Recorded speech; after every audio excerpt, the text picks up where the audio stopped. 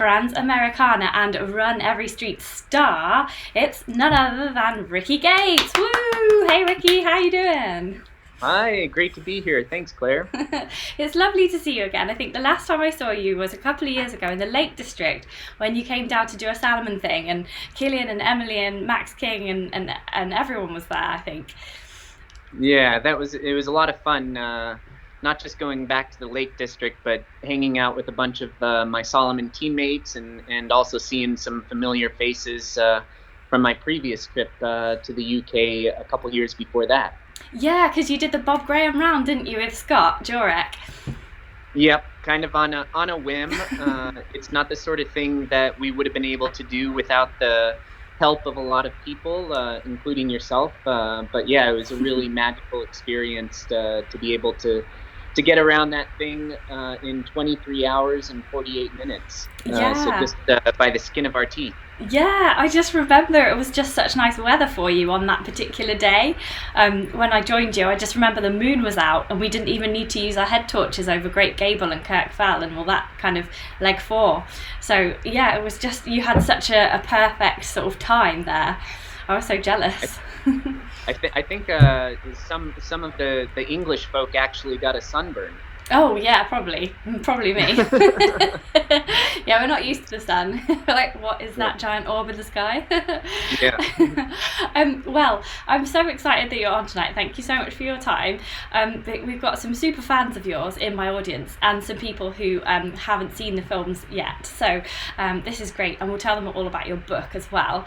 So I just want to read you some nice comments that people have said. So we've got Guy Greatorex, who's like the massivest fan of yours. He says, thanks for getting Rickey on. He's my favourite pro athlete. I like how he's a bit different and he does a lot of exploring with his running. That's very kind. Thanks, Guy. And then we've got Nigel, who has your book. I think he has Cross Country, the one about TransAmericana. And he said, I thoroughly enjoyed it and also the film. Cool. And then John Gardner says, everyone should watch Rickey's video TransAmericana on Salomon TV in YouTube. It is remarkable and the best way to introduce yourself to the phenomenon that is Rickey Gates. Thanks, John. So you've got some good fans there, and watching live we've got a ton of people already. Kurt Steed is here, John Gardner's actually here as well, we've got John Airy who's got a question for you later, Adrian Orange as well, Paul Hamilton, he's got a question for you as well, Flo Maskell says she's really excited for this one, Kurt Steed says this should be really amazing, Peter Kraufhofer's here as well, watching from Vienna, Nigel Barnett is here as well, he's got a question for you, Philip Haddock, we've got tons of people tonight. Sue Marsh. Sue Marsh says, I love that Rickey and Scott Jurek did the Bob Graham on a whim. Fantastic. So that's quite a few people watching tonight. I can't read out everybody, but if you have got a question for Rickey on the live, then do send it in. We've got tons of questions for you though, and I just wanted to start with one from John Gardner, if that's okay. He says Rickey's ability to relentlessly endure and drive himself across weeks and months of pain and solitude and sacrifice is legendary. Can he share some of the values that motivate him? Yeah, I mean, I think it's the values that motivate me certainly increased when I was going across the country, but I think in large part, you have to sort of experience solitude to the extent that it's not fun and then it's fun again at some point in your life. And I think us as runners and ultra runners, we oftentimes experience that in a very compact setting, it's pretty amazing once you've experienced it. You've been on your own for a little while, and then some people join you. You have this kind of mixed feeling of, oh, it's so nice to see you, but would you please stop talking? I was enjoying the silence. Yeah. So yeah, I don't know if I've got too much to share in terms of like values, but I think that we as ultra runners are already working on it to begin with, and to just focus in on it and pay attention to those moments and know that we can get them in a 5-mile run just as much as we can get them in a 5-month long run. The the depth of it in a 5-month long is certainly much deeper, much more profound, but no less important. Yeah, that's nice how you say that, because I know not everybody can really take the time off work to do like a month, well, even a 2-week run sometimes. So yeah, it's nice that you can get it from lots of different distances. And it's interesting that the two films that you have just that you've made, the TransAmericana one and the Run Every Street one, where you run every street in San Francisco. Guy Greatorex is keen to know, in this couple of films especially, you've focused on the people that you meet rather than your actual journey as well. And he was just wondering why you decided to take this angle. I mean, the depth of material when it comes to people is infinite, and to me, learning about myself is so personal, and I think that it can be translated to other people. But what I learn about other people, I think, is the most important thing right now, certainly at this time. We're obviously going through a lot of divide in America, and I think that can also be said for Great Britain as well, and how both social media and just the way that we started to communicate over the past 10 or 20 years has altered our interactions with people so much that I just think that it's not just important, but it's imperative that we have conversations with people that we disagree with. And I found that with running, just being on your feet and being approachable and being humble, we're really in possibly the best position to have these conversations with other people. And so for me, it's certainly a little bit of a stretch. I'm possibly contrary to popular opinion, I'm actually really quite shy. I don't always like having conversations with total strangers. But then when you get out there on the road and people see that you're doing something different and strange, they want to talk to you. And that, in large part, is such a huge part about breaking down that barrier, that shyness barrier, and that barrier of talking to people that you might disagree with.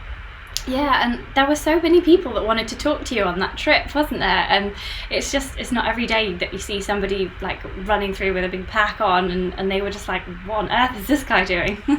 Yeah. And I noticed that quite a few people gave you some money as well. Guy Greatorex, he had a look at what happened to that money, and he says, I hear that you gave all the money that you got given on that trip to people less fortunate than you. And he just wanted to say to you, what a lovely inspirational thing to do. Did you give it to a charity or something, or how did you dole it out? I was giving it to people along the way. Okay. That were maybe on the street asking for money, or people that clearly needed it somehow. I was very careful when I did give them that money to specify that it wasn't from me. Okay. Because it wasn't my money. It was just I was just the vehicle through which it was passing. Yeah, just passing it forward. Yeah, and so I think there was Jim Steele in there who gave me $180. Was he the guy on the car? Like he was at the car? Yeah. Mm-hmm. Yeah, with the frog on his shirt. Yeah. I was just like, wow, but I don't know if that would happen in Britain. Like I've done runs around places before, like long stuff for many days, and no one really gives you money. I don't. Is that an American thing, do you think? I don't know if it's an American thing or like more specifically in the South. That's where I experienced the most amount of generosity. Wow. I think they're a people that are generally pretty accustomed to looking after one another. The further you get out west in the United States, the less that's the case. And I don't think it's because people are unkind. It's just that it's sort of a different mentality. Yeah.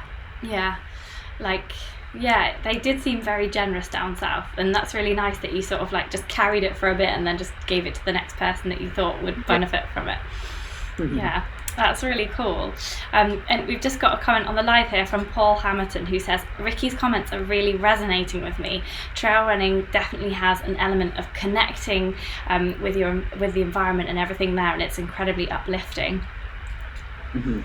And Sue Marsh, she is wanting to know a little bit about the political climate now. I don't know if this is a topic for a light Wednesday evening chat, but Sue Marsh says, Rickey says one of the reasons for his TransAmericana run was the political climate in 2016.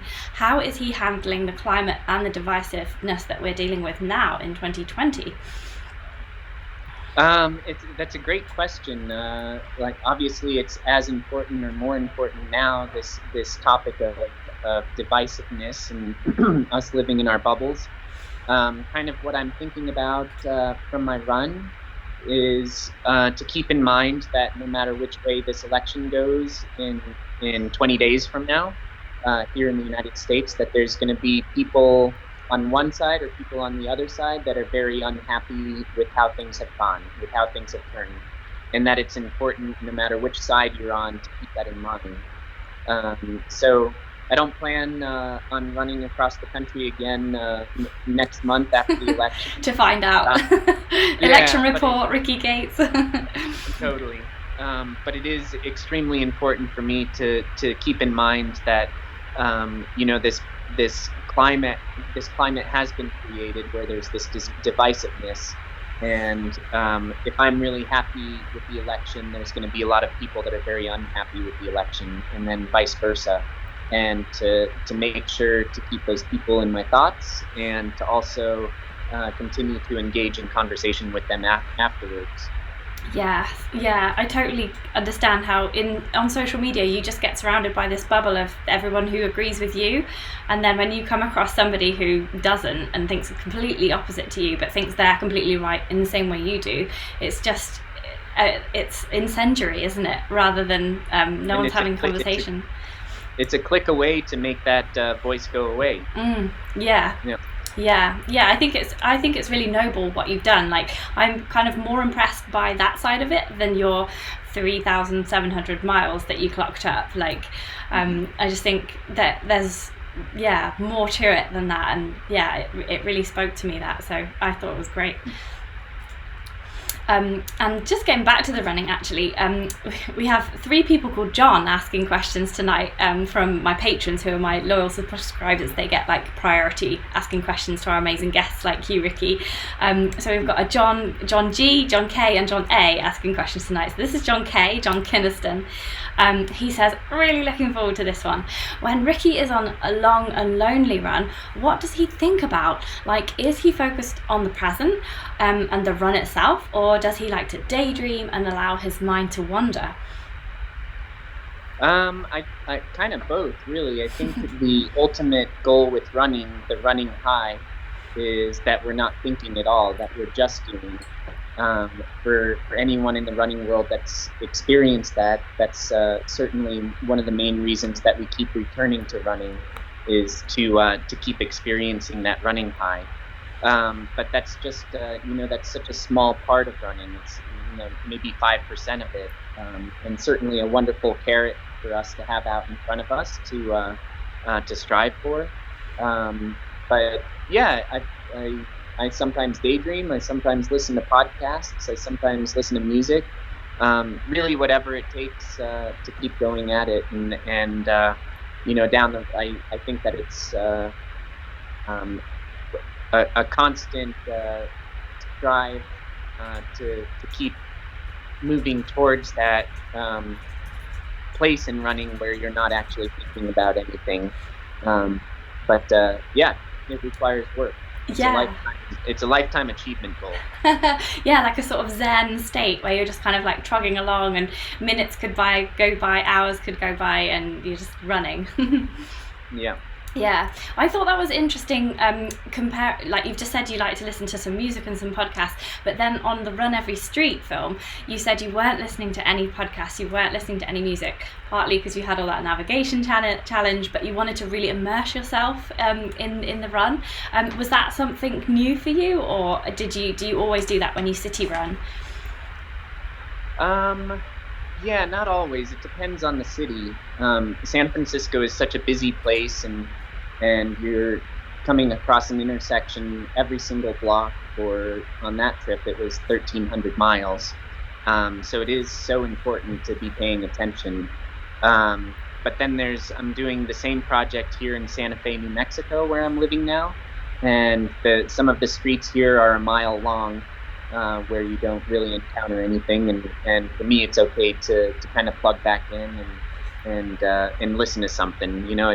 I'm by no means opposed to listening to music or podcasts out on runs, and it's actually kind of an amazing thing where oftentimes I'll pass by a place where I've run, whether in a car or running again, and a song will come into my head based purely on having listened to that song when I was passing by there again. Or if I listen to a podcast for a second time, sometime during that podcast, I'm transformed back into that place where I was at that moment. So it's amazing. There's a word for that. I'm not sure what it is, synesthesia or something like that. How your senses can kind of get mixed up as a result of your experience. Yeah, and I totally know what you mean. Not necessarily through the running side of that, but I'm doing a lot of DIY on our house at the moment, and I listen to podcasts just to sort of make it less boring. And so certain times I'll look at, like, I've been painting the ceiling, and certain times I'll look up at the ceiling and I'll be like, the history of chocolate, because I was listening to a podcast on the history of chocolate. So I know what you mean there. Yeah. And Paul Barton, actually, on the live chat, he says, what podcast does Rickey listen to? Has he got any recommendations?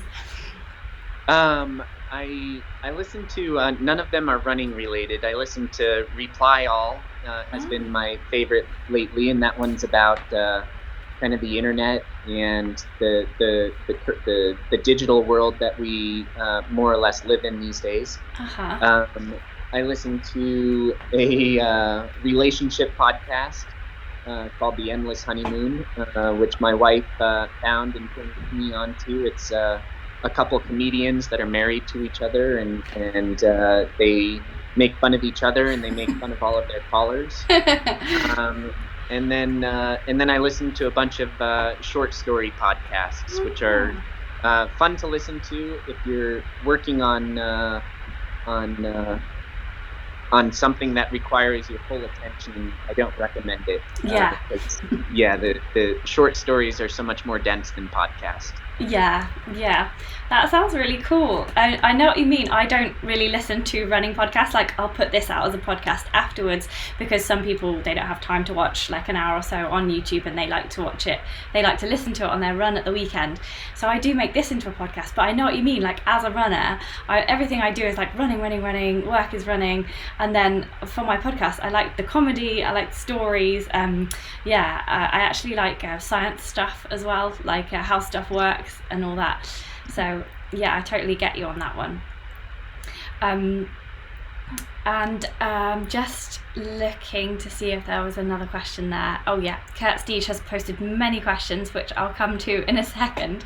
But first of all, we've got another question from Guy, who wants to know about the part in TransAmericana when you ran to your home, and then you had to leave and carry on the rest of the journey, and he just wants to know how hard that was, because he says he would have found that really hard to leave.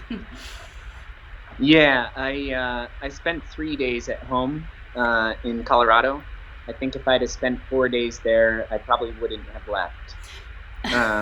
Yeah, it was certainly wonderful, but also a challenge to do that. But it was, I don't know, it was great. It really recharged me to see so many friends and my family, and to sleep in a bed for a few days, and to just kind of turn my brain off a little bit. But there's no doubt about it. It was not easy getting back on the road. Luckily, leaving Aspen, Colorado, you have 30 or 50 incredible mountain miles to get through, which for me are not daunting at all. They're really beautiful and wonderful. But then, of course, after that, you go right into the desert, and I really just didn't even want to think about what the desert had in store for me. So, there's a certain level of putting blinders on in order to make it through certain things. Yeah, and it's interesting that you've just mentioned the desert there, because we've got a couple of questions on how you were ill in the desert, and like what was it like when you found yourself losing all that weight and getting ill? Did you ever think you might have to end the adventure and actually seek medical help at that point? I didn't ever think that I was going to have to end the adventure, but I did think that possibly I would have to go into the hospital and put it on hold for a second. Yeah, it was scary. There's no doubt about it. When you're pushing your body that hard for so many months, and I mean, I was down to the weight that I was when I was like 16 years old. Oh wow. I haven't been that skinny since I was going through puberty, Yeah. and so yeah, you look at down at your knees, and you've just got these big oversized knees, and you're losing all of your muscle mass. There's no doubt about it that it's very scary, and that had occurred to me. You know, how far am I from the hospital right now? And then, like, if I go to the hospital, how long am I going to stay there? And obviously, they're going to tell me that it's not a good idea to keep running. But I'm fortunate to have my best friend from growing up is an ER doctor, and Wow. he would answer my call at any time of day or night, and I'd just explain to him what's going on, and he would ask me to check my kidneys, push around in there, and I would ask him, where are my kidneys? And so Where are they? yeah, exactly. So yeah, it was a little bit scary, but I did feel like I had it in control. Yes. Oh, good. And then how did you overcome that calorie deficit afterwards? Did you then just have to eat tons more? Like, what did you do to stay energetic for the rest of the run? It was a very long process getting my body uh, back to where it was, or at least to a good physical point. It took me a couple weeks, but I was not just dealing with like an old like flu-like symptoms. I was dealing with indigestion, and I was dealing with peeing blood. With the the indigestion that I was experiencing, learned that if I ate a big meal, that I would throw it up. Oh But if I no. ate small things at a time, and this was going on for weeks, but if I ate small things at a time and took some water in my mouth and chewed slowly, and then let it go down, then it would digest. And so I was kind of eating all day long, but just like one bite at a time, and of course moving all throughout. So yeah, learning experience that I don't know if I need to go through again, but certainly enlightening. Yeah. It's good that you worked that out as well. Yeah, and you just actually showed me some food before, but John Airy, he wants to know what you generally eat for energy. I don't know. That probably means like in day-to-day life, and then probably on the run as well. Like, what types of food were you eating? And I know earlier you showed me a huge mountain of vegetables that you just got from your friend. That looked really nice. Yeah, so in my day-to-day life, my wife and I, we eat pretty healthy. We don't eat too much meat, but we do eat some vegetables, and pretty much the same thing for breakfast every day: one or two eggs and a piece of toast and some coffee. But when on my run across the country, all of that got thrown out the window. I ate very, very unhealthy, uh, because I was just relying on gas stations, gas station to gas station. So for me, that meant Pop Tarts and Slim Jims and the little rolly hot dogs that you see in The Simpsons, and really anything that would keep in my backpack for 24 hours. And anything, yeah. It's the thing about when you're doing that many miles at a time, day in and day out. I truly believe that you can eat almost anything, that you can throw your normal health food tactics out the window, and just concentrate on pure energy. Yeah, your body will just use whatever it gets given, won't it? Just straight away. Yeah. Yeah. And did you have any other injuries apart from that illness that you got in the desert? Did you have any other kind of physical injuries? I have an ankle that I've twisted a million times over the years. I've been running for 25 years at this point, and that ankle started off hurting a little bit at the beginning, and then I had like 3 pain-free months there. And then as I was going through the desert and approaching California, it started to bother me again. And then the last couple hundred miles were immensely painful. And it was just really my body saying, like, you're done. Like, take a break. And so I just had to make it to the end and get off my feet for a little bit. But other than that, and kind of a constant supply of blisters, my body did pretty well. Yeah, it's amazing what the body can do, isn't it, over such a sustained period of time. Yeah, yeah. And also, we've got a person, Nigel Barnett, he's read your book, and he says you've got a double page in there showing all the discarded syringes that you saw on your journey. Did you put this in your book to highlight drug abuse in the world today, or what made you collect them all together and do that photo of them? Yeah, I mean, it's those syringes can be interpreted as drug abuse. I think it's more along the line of diabetics, based on where I was finding them. Mm-hmm. But more so that, it more so highlighted that I just, when you're out there on the road for so many miles, you become really, really interested in the trash alongside the road. And in order to keep yourself entertained, you start kind of categorizing the types of trash. And so, like, every time I found a dead animal, I took a picture of it. Every time I saw a needle, I would take a picture of it. Bottles by the side of the road or whatever it might be. It's a constant form of entertainment. But there's no doubt that, that part of it, the whether it's drug abuse or diabetes, is something that I think that we need to look at, and it's a way to look at it because in my head, I was calling the series "Throw Your Vices Out the Window," and so in my head, it's like, you've got this problem, whether it's drinking and driving or injecting a needle into your arm while driving, but then you throw it out the window. It's like, where did the problem go? It's like, but I'm there to see it. I'm aware of it. Yeah, that's a really interesting way of looking at it. And I like that on your Instagram you've got loads of those little bottles all kind of like stacked and sorted, and the little drinks bottles. People have obviously been drink driving, which is worrying. Yeah. Yeah. You'll have to create a book of just all the pictures in future, because it sounds like, because you do a lot of photography as well, don't you? You're a photographer.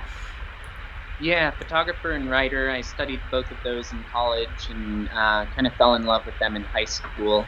And then very fortunate to have the medium of running right now to really employ those two tools of writing and photography to translate what it is that I see and experience out in the world into a larger audience. So it's been fun, and I hope to run and write and take pictures for the rest of my life. Awesome. And if anybody is interested in, well, obviously you will be interested in looking at what Rickey does, then do head to his website. It's rickygates.com, is that right? Yeah, I spell my name with an EY, RICKEY. Yeah, so definitely head there. And also the links to the book Cross Country and the film TransAmericana and also Run Every Street are in the podcast show notes and also in the film description. So everybody check those out. And I'm just wondering now how many shoes you wore over that whole journey, that 3,700 miles. How many shoes did you go through, and was it similar to what you went through when you did the Run Every Street one? I went through 11 pairs of shoes when I went across the country. So wow. That's about 300 to 400 miles per pair of shoes, which was for the mileage that I was doing. It was every 2 weeks I'd switch out a pair of shoes. My brother had the entire collection of shoes with him in Colorado, and I would let him know. I don't know if you have the same thing in the UK, but I would let him know which town I would be going through in a couple weeks, and he would box the shoes up and send it to the post office there, and I would go there and just show them my ID, and they would give me my box. And I think probably for the San Francisco Streets project, it was very similar, probably 300 to 400 miles per pair of shoes. Yeah, cool. And Kurt Steege is interested to know what you make of the new Salomon Sustainable Shoe project. Yeah, he says other companies have had stuff like that, like Allbirds and Adidas. But yeah, what are your thoughts on the Salomon one? Yeah, it's a super cool idea. I mean, I've been with Salomon now for over a decade, and they come up with a lot of really interesting ideas, and it's exciting to see what becomes of them. You know, they're a super innovative company. For every 5 ideas they come up with, they throw 2 or 3 of them out the window. And so it'll be interesting to see what becomes of it. I think it's incredibly innovative, and it helps the consumer feel better about going through 11 pairs of shoes in a short period of time. Yeah, definitely. And Kurt also wants to know about. He says like lots of people are doing FKTs at the moment, and he says although that your cross-country TransAmericana journey wasn't about the speed, do you think that you will attempt any FKTs personally in the future? Is that sort of where your kind of inspiration lies at all? Possibly not the FKT portion of it, but the trails that are the most interesting for FKTs. So the reason, at least here in the States, that FKTs have initially gained popularity is because they are on trails where there's never going to be a race. They're in the wilderness or they're in national parks, and legally you can't have a race on those trails. I have a project that I've been working on for a couple years, and it'll probably take a couple more years to complete, called the 50 Classic Trails of North America.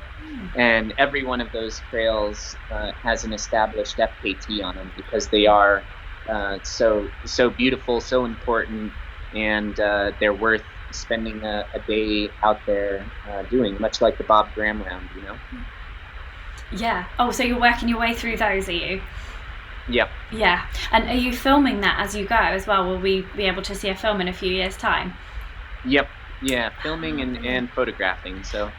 Yeah. But yeah, it's a project that takes.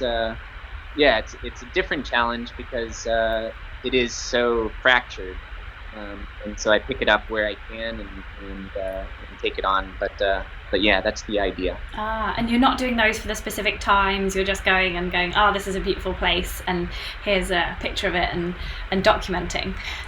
I would have to do it twice if I were to do it for a time and to capture the beauty of it. And I don't doubt that some of them I'll do twice, but many of them I'll just do the single time. Yeah, that sounds really cool. And I often think as well, if a place is really beautiful, why would you want to run through it so quickly that you get a fast time on it? You're not going to see anything, are you? Right. Yeah. And Kurt also wants to know, are you going to be supporting any others, like you did with Dylan Bowman on the Lost Coast? And he's put in brackets, more belt buckles to make, but I don't know what that means because I haven't seen that one. Yeah. So part of my FKT project is that I came up with these belt buckles that kind of like the heavyweight champion of the world. You know, there's supposedly only one belt buckle, and it can only be held by one person. So I had these belt buckles made up for several of the trails that kind of commemorated whoever had the FKT at the moment. And so hopefully down the road I can do something like that and make it more inclusive as well. So if you do the Lost Coast Trail in California, if you complete that in under 24 hours, then you've earned the right to own one of these belt buckles. But it's just kind of an idea in my head right now, so we'll see. Oh, cool. That sounds really awesome. It's nice to open it up to everybody else and give them sort of like a prize for doing stuff, isn't it? Yep. Yeah, it's awesome. And so I just wondered if you've got any tips for people on making their own adventures, because you seem so good with coming up with these ideas, these like really incredible creative ideas, planning them, logistics. How does it all work? Like, how do you even start to choose an adventure? Like, how do you know what it should be? Have you got any tips? I don't know. I think that a lot of us have ideas for adventures, and then they, uh, whatever logistics or whatever it is, kind of get in the way, or life gets in the way. Um, but oftentimes these ideas that I have happen like just in a flash like that, and and I think that it's super important for all of us when we recognize one of these ideas, to at least write it down and start talking to people about it. I think that it can be kind of scary to talk to people about these crazy ideas that you have, because you feel like maybe you're committed to it, or for whatever reason, But yeah, I can say with certainty that running every street in San Francisco, the idea came to me at like 11 o'clock at night when I was drinking with a bunch of friends, and then that part's easy. Um, Following through with it is the hard part, but really allowing yourself to become obsessed with it, I think I highly encourage that. Yeah. The planning of these things can be just as much fun as the thing itself. Yes, yeah, I saw in the film. It was really nice the way the streets. There was an animation of the like running like along all the streets, and it was just yeah, really illustrated how many streets there were to run around in San Francisco. Are you thinking of running around every street in New Mexico as well? I have started on Santa Fe. So Santa Fe, I started about a year ago, and it's about 700 or 800 miles. It's a new city to me. It's where my wife and I now live. And with my experience from San Francisco, I just found that it's one of, if not the best way to get to know a place in such a short period of time.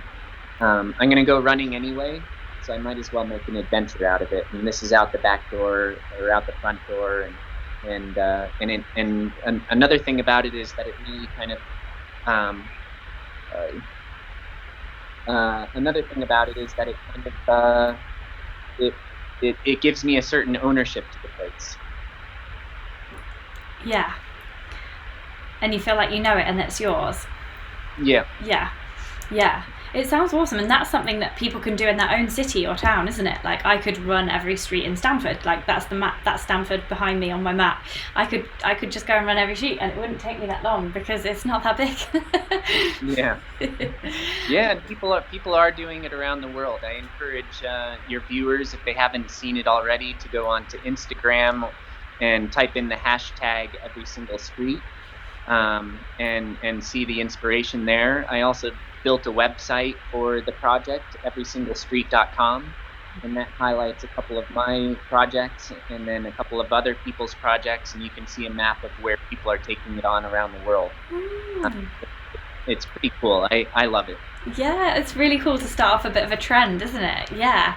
Yeah. Yeah, RES, run every street. And so just a few more tips really for people that like say they've got an idea, like maybe they're going to do your run every street franchise and take it to their own town, but have you got any advice on mental training, or like the mental side of things? We've got a couple of people interested in this. There's Paul and Nigel. So Nigel says, I like that Rickey runs for himself, not for medals. He obviously likes the endurance running. Does he do any preparation to keep himself mentally strong on those long runs? Like you can train your body, obviously, but like how do you train your mind? Yeah, I think just consistency. It's going to be different for every single person. But if you're just getting into running, I like to tell people, like, just you're not going to run a 220 marathon next month or even next year. What's most important is that you're still running next year. And so if you're just getting into running, like setting yourself certain goals. And I've always been a very goal-oriented person, and I don't think you necessarily have to be a goal-oriented person to be a successful runner. But you do have to take on certain parameters and obligations in order to keep at it. And so for me, telling a person that's just getting into running, like, make sure you go out running 3 days a week for 20 minutes. Like, that's it. That's your training routine. And then next month, make it 4 days a week for 30 minutes. And then after that, and then that's when you kind of realize that, like, oh, this is getting better. Like, consistency is 100% number one. And so whatever that takes to convince yourself, to fool yourself into doing this thing repetitively and consistently. Yeah, so it sounds like you break it down into like small chunks as well. Yeah. Yeah, because Paul has asked this kind of, it's a slightly similar question, but I'll read it out anyway just in case it provides any kind of new thoughts for you. He says, "Hi Ricky, as a newbie to ultra racing, I'm constantly warned that ultra racing is more of a mental battle than a distance battle. How should he deal with the mental challenge that these ultras present?" So yeah, like as a newcomer, do you have any advice for him? Yeah, just kind of the advice that I have for people that are getting into it is to not beat yourself up if you start walking. You know, I think that there can be a lot of shame in our sport. Like if you're no longer running, then you're no longer a runner. And that can't be further from the case. If that's the case, then let's call this a different sport. Let's just call it forward movement. And I think that's the biggest thing. So when you get so tired in a training run, in a long distance run, that you don't think that you can go any further, like possibly you might be right in terms of running. So then you start walking. There's nothing wrong with that. And then you walk for 5 minutes or 10 minutes, and then you're like, oh, I feel better again. And then you start running again. So for me, the recipe is very simple, but it's just a matter of combating that notion about running and how important it is to have 2 feet off the ground at the same time. It's not that important. We're just moving towards consistent forward progress. Yeah, I really like that phrase because I think a lot of people think that ultra runners are like these gods because they think they run all the time and they run, at the pace that somebody would just run for 20 minutes. And I think that's what puts people off. And people don't realise that there is a lot of walking involved, especially up the hills. Yeah. Yeah, so yeah, that's good to spell that out. And so if you could just say one thing to somebody who's like midway through like a big adventure like yours, what's the kind of biggest piece of advice that you'd give them based on your experience doing these big long adventures? Good job. That's it. Yeah. Positive reaffirmation. It's really simple. It's yeah. The worst thing that you can say to someone halfway through is, "Oh, you've got a long way to go." Yeah. which I definitely received, but at the beginning of the trip, even 2 days in, people were so excited that I was even trying to attempt this massive crossing across the United States. They were just so excited, and that excitement really fueled me. So that would be my advice. Yeah, that's fantastic. Thank you so much for all this advice. It's really cool. I just wanted to ask you a couple of questions. There's a couple of questions more. I noticed that you're now a member of Protect Our Winters, and I just wondered if you want to just say a few words about that and what it means to you and what it is. Yeah, so Protect Our Winters is a nonpartisan, nonprofit organization that's aimed towards getting people to vote specifically with climate change in mind. It was started by a couple Olympic wintertime athletes, and hence the name Protect Our Winters, because the winters are getting shorter and they're moving up in altitude and becoming more inconsistent. But just really getting out factual information about climate change and allowing people to make informed decisions as with climate change as the number one topic. For me personally, I had felt a little bit hopeless and helpless in terms of what sort of change I can make in the world and during elections and all of that. But being a part of this program and having the muscle to actually try and sway voters and to get out the vote that's the most important thing to me. So it's been immensely helpful. Awesome. Yeah, it looks really awesome. I'll be looking into it more. Is it just in America, or is it like a global organization? It's becoming global as we speak. I believe Killian Jornet just joined Protect Our Winters Europe.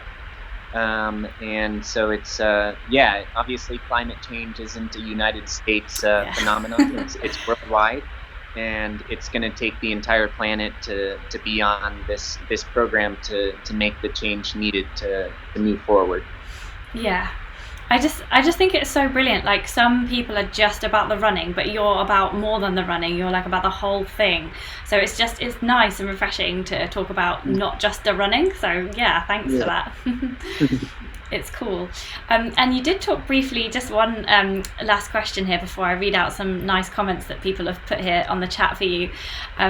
You did mention briefly that you're going to do your 50 trails, and that's, a project that's ongoing, going to come out in a few years' time. But is there anything else on the horizon for you, like short stuff, long stuff? What are you up to? Yeah, I have a project here in Santa Fe that's actually inspired by the Bob Graham Round. Oh, really? Oh, cool. Yeah, so it's a point-to-point run that I've kind of designed in the mountains behind Santa Fe through the Pecos Wilderness. Wow. And just kind of trying to design a course that hits most of the tall peaks. That would be a challenge for a strong runner to do in under 24 hours. And so the distance is 80 miles with about 24,000 vertical feet of climbing. So, wow. Sort of similar to the Bob Graham Round. And I don't know, the year is getting on, and I haven't done it yet. I'd still like to do it possibly before the end of the month. So that's a small project that I'm working on here. I'll continue with the Every Single Street project, which lucky for me doesn't really have a timeline. It's just something that I chip away at as I'm living here longer and longer. And then continuing with these trips that I guide throughout the U.S. and abroad. I've got some hut-to-hut running trips that are 6 days, 5 nights, and we do point-to-point location, and vehicle carries all our stuff, so you can get away with just running with our small Solomon packs. Oh, they sound great. Is that on your website? Should people go there if they want to hook up with you and book one of those? Totally. Those are on my website. And then I also have a trip that I call Bus Run Bus, which is a bus trip, and utilizing this special bus that's been converted into kind of a camper for a lot of up to 30 people. Wow. Where everybody can sleep flat during the night. Cool. And last year we did a 2,000-mile road trip through 4 different states and 3 different national parks, and had 2 bus drivers driving us in the night while we slept, and we'd wake up in a different location every day and go for really cool runs. Wow, that sounds awesome. I love that idea. Yeah. So it's both of these, I'm in part pitching these trips that I organize, but in part just kind of getting it out there that, like, part of what I love so much about running is sharing it with other people. Yeah. And is there a shower on the bus? No. Oh. Yeah, luckily we go to places where there are streams, so I encourage people to jump on the stream. Yeah. But there's no doubt about it, the bus smells by the end of the trip. Yeah, well, all the stuff, all the shoes, 11 pairs. Yeah. Fantastic. Oh, that's great. And just going back to the thing that's based on the Bob Graham Round, how many mountains are you going to do? Like 42 or something like that, like reminiscent of the Bob? It would be here at 17 mountaintop. Yeah, so it's pretty long. More along the lines of the Ramsey Round. But yeah, it's the idea is to hit the high points around an entire area. Yeah. And are you going to call it the Rickey Gates Round or the Santa Fe Round? I'm calling it the Trans-Pecos Express. Oh, nice. Yeah. I like it. Oh, this is awesome. I'm not one to name things after myself. Yeah, yeah. I think there was a lot of that went on in the olden days, but now people are a little bit more modest, aren't they? Yeah. Yeah. Oh, fantastic. Well, that sounds brilliant. Thanks so much for chatting to us tonight, Rickey. I'm just going to keep you for another couple of seconds while I just read out some nice things that people have said, because there's tons of people watching and tons of people saying really lovely stuff. They've really appreciated your time here tonight. Guy says that the 50 Trails film, he says, that sounds incredible. I would love to see that film in the future. Kurt Steege says, thank you so much for answering the questions. Peter said, thanks for the tips with the crazy ideas. Kurt also said he did run every street in his small area, maybe 5 or 6 square miles, but to get all the streets in was 22 miles, so it was crazy. Cool. Yeah. And Paul Hamilton says, thank you, Rickey. The simple advice is always the best. And Nigel Barnett says, thanks for your answer as well, Rickey. And he's seen the Run Bus Run film too. And Kurt says, thank you so much for this. It's been amazing. Hut to Hut, Hut Run Hut is on his bucket list, and he hopes to do one of those with you one day. And Sue says, thanks, Rickey, such an inspiration. So thank you so much. Thank you. Yeah, thank you so much, Rickey. It's been really, really great to chat to you tonight. And I just hope everything goes super well. If do you want to just let people know how they should follow you and what website they should look at to find out more about all the things that you offer? Yeah, I'm at Rickey Gates on Instagram, RickeyGates. My website is www.rickeygates.com. And then, of course, I've got the busrunbus.com, hutrunhut.com, and everysinglestreet.com. Oh, wow. Yeah, Squarespace makes a lot of money off of it. So can they find that all through rickeygates.com? That you linked to everything from there? Okay, yep. That's great. Cool. Okay, fantastic. Well, it's been great to chat to you. Thanks so much. It's lovely to see you again as well after running with you in the Lake District a couple of times. And I wish you well in eating that mountain of vegetables that you showed me before the chat that your friend's given you. Oh, here we are. Let's have a look. Yeah, that was a disaster. Well, we can still hear you. Okay. There we go. There's the mountain of vegetables. Oh, wow. So we've got loads of different types of squashes, butternut squashes, some salads, radish, lettuce, peppers. I'm very excited to get into it. That looks tasty. Because is it the morning where you are just now? It's just now midday. Midday, okay. So you've got a nice lunch ahead of you of butternut squash and everything. Yep. Fantastic. Brilliant. Well, thank you so much, Rickey. And I'm looking forward to your next film and book.